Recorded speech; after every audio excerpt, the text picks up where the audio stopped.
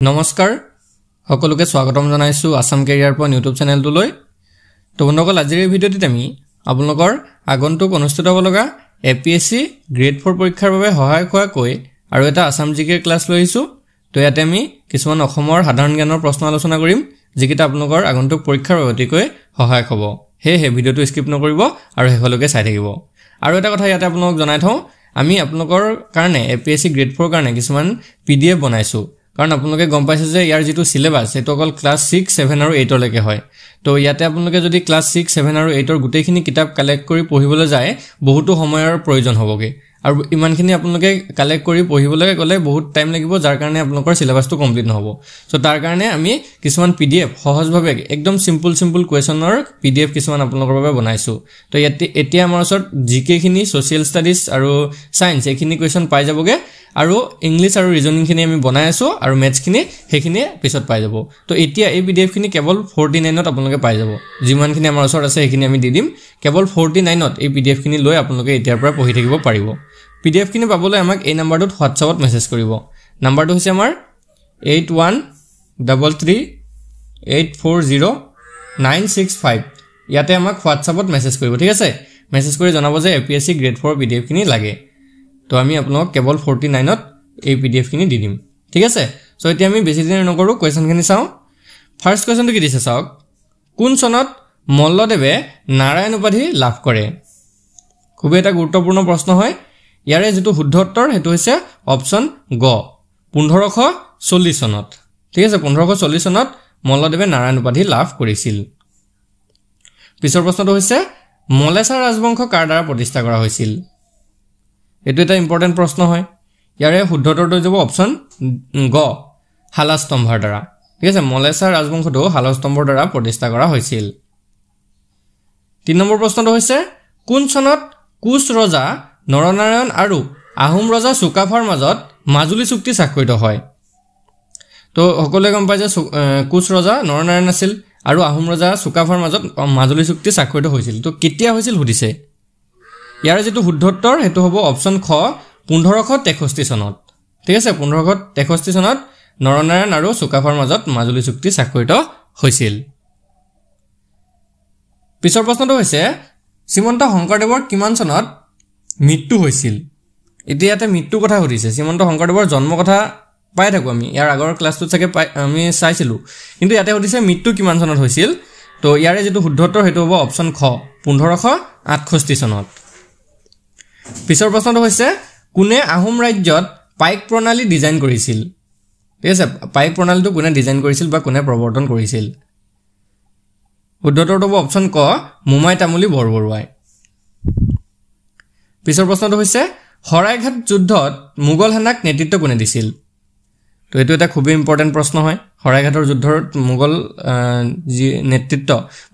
সৈন্যক নেতৃত্ব কোনে প্ৰদান কৰিছিলে? ইয়াৰে শুদ্ধ উত্তৰটো হ'ব অপচন খ, ৰামসিং প্ৰথম বা ৰামসিং এক। ঠিক আছে, মোগল সেনাৰ কথা সুধিছে, ইয়াত আহোমৰ কথা সোধা নাই। আহোমৰটো আমি জানো সকলোৱে, লাচিত বৰফুকনে আহোমৰ সৈন্যক নেতৃত্ব প্ৰদান কৰিছিল। তো মোগলৰ সেনাক যোনে প্ৰদান কৰিছিল নেতৃত্ব হেতু হৈছে ৰামসিং এক। পিছৰ প্ৰশ্নটো হৈছে কিমান চনত ইটাখুলি যুদ্ধ সংঘটিত হৈছিল? ইটাখুলি যুদ্ধ কিমান চনত সংঘটিত হৈছিল সুধিছে। শুদ্ধ উত্তৰটো অপচন ঘ, 1682 চনত। পিছৰ প্ৰশ্নটো হৈছে হস্তি বিদ্যানব কিতাপখন কোনজন আহোম শাসকৰ অধীনত লিখা হৈছিল? এতিয়া হস্তি বিদ্যানব কিতাপখনৰ ওপৰত প্ৰশ্ন প্ৰায় পৰীক্ষাতে আহে। অসমৰ যিমানবিলাক পৰীক্ষা হয় তাতে এই প্ৰশ্নটো কিন্তু আহে। হস্তি বিদ্যানব পুথিখনৰ বিষয়ে সেইকাৰণে ভালকে চাই থোৱাটো ভাল। তো ইয়াতে সুধিছে আমাক কাৰ শাসনৰ অধীনত এই হস্তি বিদ্যানব কিতাপখন বা পুথিখন লিখা হৈছিল। তো ইয়াৰে যেটো শুদ্ধ উত্তৰ হেতু হ'ব অপচন গ, শিৱসিংহৰ শাসনৰ অধীনত। এই কিতাপখন কোনে লিখিছিল যদি আপোনালোকে কোনোবা জানে কমেন্টত জনাবচোন। হস্তি বিদ্যানব পুথিখন লিখিছিল কোনে? আপোনালোকে কোনে কোনে জানে কমেন্টত জনাব। ইয়াৰ নেক্সট ক্লাছত আমি এই কোৱেশ্যনটো আলোচনা কৰিম, হ'ব? এতিয়া নেক্সট কোৱেশ্যনটো চাওঁ। চুতীয়া ৰাজ্যৰ প্ৰতিষ্ঠাপক কোন? খুব ইম্পৰ্টেন্ট প্ৰশ্ন হয়। চুতীয়া ৰাজ্যৰ প্ৰতিষ্ঠাপক হৈছে অপচন ক, বীৰপাল। পিছৰ প্ৰশ্নটোলৈ আগবাঢ়ো। সতী সাধনী কোন বংশৰ ৰাণী আছিল? এই কোৱেশ্যনটো আমি আগৰ ভিডিঅ'টো আলোচনা কৰিছিলো। সতী সাধনী কোন বংশৰ ৰাণী আছিল? যদি কাৰোবাৰ মনত আছে ইয়াৰ আনসাৰটো কমেন্টত জনাব পাৰে। তো তো শুদ্ধ উত্তৰটো হৈছে অপচন ইয়াৰ গ চুতীয়া বংশৰ ঠিক আছে সতীসাধনী চুতীয়া বংশৰ ৰাণী আছিল পিছৰ প্ৰশ্নটো হৈছে কোন চনত কছাৰী ৰাজ্য ব্ৰিটিছৰ দ্বাৰা সংযুক্ত কৰা হৈছিল কছাৰী ৰাজ্য ব্ৰিটিছৰ দ্বাৰা কেতিয়া সংযুক্ত কৰা হৈছিল তো এইটো হৈছে অপচন গ 1832 চনত পিছৰ প্ৰশ্নটো হৈছে আহোম গাঁৱৰ ৰাজধানী গড়গাঁও দখল কৰা মিৰ্জুমলা কাৰ অধীনস্থ এজন ৰাজ্যপাল আছিল তো আহোম গাঁৱৰ যিখন ৰাজধানী আছিলে গড়গাঁও এই গড়গাঁওটো মিৰ্জুমলাই দখল কৰিছিলে তো এই মিৰ্জুমলা কাৰ অধীনস্থ আছিল বা কোনে পঠাইছিল মিৰ্জুমলাক এজন মুগল সম্ৰাটে পঠাইছিল তেওঁ কোন আছিল সুধিছে তো তেওঁ আছিল অপচন গ ঔৰংজেব ঠিক আছে ঔৰংজেবে পঠাইছিল নেক্সট কোৱেশ্চন আহোম শাসনকালত ব্যৱহৃত মুদ্ৰাসমূহক কি নামেৰে জনা গৈছিল তো আহোম শাসনকালত যিবিলাক মুদ্ৰা ব্যৱহাৰ কৰা হৈছিল সেই মুদ্ৰাবিলাকক এটা নাম দিয়া হৈছিল সেই নামটো হৈছে অপচন ক টাক্কা টাক্কা বুলি এই আহোম মুদ্ৰাবিলাকক জনা গৈছিল পিছৰ প্ৰশ্নটো হৈছে কোনটো ৰাজবংশৰ মুদ্ৰাসমূহক নাৰায়ণী বুলি জনা গৈছিল এইটো খুবেই ইম্পৰ্টেণ্ট এটা প্ৰশ্ন হয় নাৰায়ণী মুদ্ৰা কোন ৰাজবংশৰ মুদ্ৰাক কোৱা হয় তো এইটো হ'ব অপচন খ কোচ ৰাজবংশৰ মুদ্ৰাসমূহক নাৰায়ণী বুলি জনা গৈছিল পিছৰ প্ৰশ্নটো হৈছে অসমত ভূমি জৰীপৰ ব্যৱস্থা আৰম্ভ কোনে কৰিছিল শুদ্ধ উত্তৰটো অপচন ক গদাধৰ সিংহই ইয়াৰ পিছৰ প্ৰশ্নটো হৈছে মুদ্ৰা প্ৰৱৰ্তন কৰা প্ৰথম আহোম ৰজাজন কোন তো মুদ্ৰা প্ৰৱৰ্তন কৰা আহোম ৰজাজন সুধিছে তো তেওঁ হৈছে অপচন গ জয়ধ্বজ সিংহ পিছৰ প্ৰশ্নটো হৈছে কুমাৰ ভাস্কৰ বৰ্মনে কিমান শতিকাত অসমত শাসন কৰিছিল শুদ্ধ উত্তৰটো অপচন খ 6 শতিকাত অৰ্থাৎ 6ষ্ঠ শতিকাত পিছৰ প্ৰশ্নটো হৈছে কোচবিহাৰৰ মুছলিম দৰ্জীজনৰ নাম কি যি শংকৰদেৱৰ শিষ্য আছিল তো কোচবিহাৰৰ এজন মুছলিম দৰ্জী আছিল যিজন শ্ৰীমন্ত শংকৰদেৱৰ শিষ্য আছিল তো তেওঁ কোন আছিল শুদ্ধ উত্তৰটো হৈছে ইয়াৰ অপচন গ চানচাই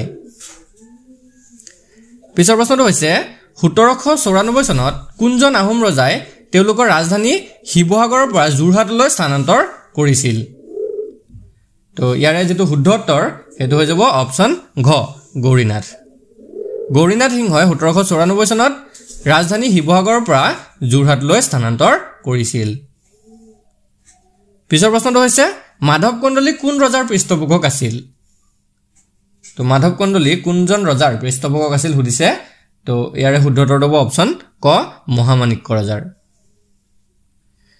21 নম্বৰ প্ৰশ্নটো হৈছে হিউৱেন চাঙে কেতিয়া অসম ভ্ৰমণ কৰে তো আমি সকলোৱে জানো যে হিউৱেন চাং এজন ভ্ৰমণকাৰী আছিল বা পৰিব্ৰাজক আছিল যিয়ে দেশ বিদেশ ঘূৰি ফুৰিছিল তো তেওঁ অসমতো আহিছিল তো কেতিয়া অসমত প্ৰৱেশ কৰিছিল বা ভ্ৰমণ কৰিছিল সুধিছে ইয়াৰে যেটো শুদ্ধ উত্তৰ হেতু হৈ যাবগে অপচন গ 636 খ্ৰীষ্টাব্দত পিছৰ প্ৰশ্নটো হৈছে কোন বছৰত অসম সম্পূৰ্ণৰূপে ব্ৰিটিছ সাম্ৰাজ্যৰ অন্তৰ্ভুক্ত হয় ইয়াৰ শুদ্ধ উত্তৰটো হৈছে অপচন ঘ 1838 চনত ঠিক আছে 1838 চনত অসম সম্পূৰ্ণৰূপে ব্ৰিটিছ সাম্ৰাজ্যৰ অন্তৰ্ভুক্ত কৰা হয় ইয়াৰে লগত এটা প্ৰশ্ন আপোনালোকৰ মনত আহিব পাৰে যে আমি জানো যে 1826 চনত যেটো ইয়াণ্ডাবু সন্ধি হৈছিল তেতিয়া ইংৰাজৰ অধীনলৈ গৈছিল অসমখন কিন্তু সম্পূৰ্ণৰূপে যদি আমাক খুদে তেতিয়া 1838 হ'ব ঠিক আছে বাকি যদি খুদে যে অসমখন কেতিয়া ইংৰাজৰ অধীনলৈ যায় বা ব্ৰিটিছৰ অধীনলৈ যায় তেতিয়া আপোনালোকে 1826 দিব ভালকে শুনি লওক 1826 টো ৰাইট দিব কাৰণ 1826 চনত ইয়াণ্ডাবু সন্ধি হৈছিল আৰু সেই ইয়াণ্ডাবু সন্ধিটো ইংৰাজ আৰু মানসকলৰ মাজত হৈছিল তেতিয়া অসমখন ইংৰাজৰ অধীনলৈ যায় কিন্তু সম্পূৰ্ণৰূপে ব্ৰিটিছ সাম্ৰাজ্যত কেতিয়া অন্তৰ্ভুক্ত হৈছে তেতিয়া এটো হ'ব 1838 ত হৈছে পিছৰ প্ৰশ্নটো হৈছে ফুলগুৰিৰ বিদ্ৰোহৰ সময়ত হত্যা কৰা ব্ৰিটিছ বিষয়াজনৰ নাম কি এটো এটা খুবেই গুৰুত্বপূৰ্ণ প্ৰশ্ন হয় ফুলগুৰি বিদ্ৰোহত এজন ব্ৰিটিছ বিষয়াক হত্যা কৰা হৈছিল তো তেখেত কোন আছিল তো তেখেত আছিল অপচন গ লেফটেনেণ্ট সিংগাৰ ঠিক আছে এটো এটা খুবেই গুৰুত্বপূৰ্ণ প্ৰশ্ন হয় ভালকে মনত ৰাখি থব পিছৰ প্ৰশ্নটো হৈছে লাচিত বৰফুকনৰ জ্যোতিষীজনৰ নাম কি লাচিত বৰফুকনৰ জ্যোতিষীজনৰ নাম সুধিছে আমাক শুদ্ধ উত্তৰটো ইয়াৰে হ'ব আমাৰ অপচন গ অচ্যুতানন্দ দলৈ পিছৰ প্ৰশ্নটো হৈছে হিউৱেন চাঙৰ মতে কামৰূপৰ পৰিধি কিমান আছিল তো আমি পাইছিলোঁ অলপ আগত যে হিউৱেন চাঙে অসম ভ্ৰমণ কৰিবলৈ আহিছিল তো তেখেতে অসমৰ বিভিন্ন বস্তুবিলাক অধ্যয়ন কৰিছিলে অসমৰ প্ৰাকৃতিক সৌন্দৰ্য হওক বা অসমৰ যিবিলাক আগৰ পুৰণা দিনৰ ঐতিহাসিক বস্তু আছিলে সেইবিলাক অধ্যয়ন কৰিছিলে তো তাৰে তেওঁ পৰিধিটো এটা আইডিয়া দিছিলে যে কিমান আছিলে সেই সময়ত পৰিধিটো তো সেই তেওঁৰ মতে পৰিধি কিমান আছিল এইটো হ'ব অপচন ক 1700 মাইল তাৰ পিছৰ বস্তুটো হৈছে কামৰূপৰ লোকসকলৰ সন্মানৰ বাবে দুই প্ৰকাৰৰ ফলৰ কথা হিউৱেন চাঙৰ বিৱৰণত বিশেষভাৱে উল্লেখ আছে তো দুই প্ৰকাৰৰ ফলৰ বিষয়ে তেওঁৰ মানে বিৱৰণত উল্লেখ কৰিছিলে এই ফলবোৰ কি আছিল এই দুই প্ৰকাৰৰ ফল কি আছিল তো এই দুটা আছিল অপচন খ কঁঠাল আৰু নাৰিকল